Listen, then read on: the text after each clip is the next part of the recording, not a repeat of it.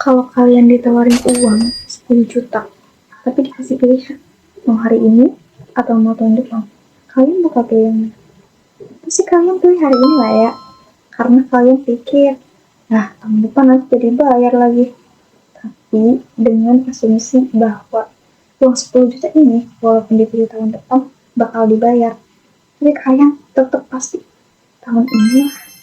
Tapi secara matematis, kenapa sih uang 10 juta di tahun ini itu lebih berharga dari 10 juta di tahun depan?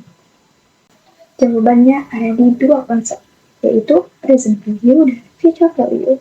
Halo semuanya, kenalin nama aku Min Suci, Prodi Akuntansi Angkatan 61 IPB University. Di video ini, aku bakal bahas present value dan future value beserta contoh soalnya. Oke, yang pertama kita akan bahas present value. Ini tuh bisa jadi untuk kasus pinjaman atau cicilan atau investasi yang diterima. Di soal, pelunasannya 4.700.000 per tahun. Di sini itu tuh angsuran rutin yang harus dibayar, misalnya cicilan utang. Apa yang akan kamu terima, misalnya uang pensiunnya. Dalam konteks pinjaman, ini tuh berarti kewajiban bayar kamu gitu, 4.700.000. Contoh, kamu tuh mau beli laptop nih, total angsuran selama 6 tahun, itu tuh harga laptopnya kalau diakumulasikan 28.200.000. Nah, PV ini bantu kamu tahu harga aslinya tuh berapa. Ternyata setelah dihitung dengan rumus 4.700.000 dikali 1 min 1 plus 5% bunganya, pangkat min 6 durasinya dibagi bunga 5%, hasilnya 23.855.753. PV ini bentuk kamu tahu harga asli barangnya setelah menghilangkan efek bunganya. Jadi PV ini bikin kamu tahu nih nilai sebenarnya dari utang, investasi, atau cicilan yang kamu lakukan. Oke, selanjutnya ada present value due, jatuh tempo atau anuitas di muka. Annuity due. Bedanya apa sih? Nah, kalau yang tadi itu bayarnya di akhir tahun, yang ini bayarnya di awal tahun. Anuitas di muka ini kan kamu bayar pesan gitu di awal bulan. Karena kamu bayar duluan, si pemilik kosnya masih kamu privilege lebih harusnya ya. Nah, kalau di soal ini, pelunasannya tuh 7.700.000 per tahun dengan bunga 8% selama 7 tahun. Rumusnya dari PV biasa, tapi ada tambahan di akhirnya, tambahan 1 plus I. I itu bunganya kan. Jadi payment 7.700.000 dikali 1 min 1 ditambah 8% pangkat min 7, yaitu 7 tahun, dibagi 8% dikali 1 ditambah 8%. Hasilnya 43.296.173. Intinya, PV jatuh tempo ini selalu lebih besar daripada PV yang biasa, karena pembayarannya kan di awal periode, jadi mendapatkan diskon atau periode penuh. Future value atau nilai di masa depan. Kita mau tahu nih, misal kalau ini nabung rutin, di masa depan uangnya jadi berapa? PV anuitas biasa berarti kamu nabung rutin di akhir periode. Nah, kalau di soal dia, contoh nih kalau nabung 7.500.000 per tahun, dapat bunga 9% dari bank selama 9 tahun.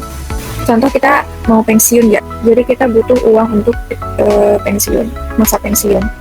Uang yang kita tabung 7.500.000 ini jadi berlipat ganda gitu dari nilai aslinya selama 9 tahun. Karena rumusnya 7.500.000 dikali 1 min 1 plus I pangkat durasinya 9 tahun dikurangi 1 dibagi bunganya 9%. Dapat 97.657.773. Itu nilai yang kamu dapatkan selama 9 tahun. Padahal aslinya nih, total uang kamu yang kamu setor ke bank itu cuma 67.500.000. Karena uang yang kamu setorkan tiap tahun 7.500.000 dikali 9 tahun, ya hasilnya 67,5. Berarti ada selisih 30 juta, itu adalah penghasilan bunga kamu dari bank. Nah, kalau yang ini future value due, jatuh tempo anuitas di muka yang nabungnya itu di awal tahun. Kalau di soal, dia setorannya 4.490.000 per tahun dengan bunga 15% selama 11 tahun. Kamu nabungnya 45 juta di awal, dan bunganya tuh gede ya, 15% selama 11 tahun. Atau ini contoh, kalau nggak nabung berarti utangnya. Sama seperti FVDU ini juga punya ekstra rumus ya, di akhir tuh ada 1 plus I. Jadi rumus FIB ini pengennya 4.450.000 dikali 1 ditambah 15%, yaitu dengannya pangkat durasinya 11 tahun dikurangi 1 dibagi 15% dikali 1 ditambah 15%. Jadi hasilnya 124.607.420.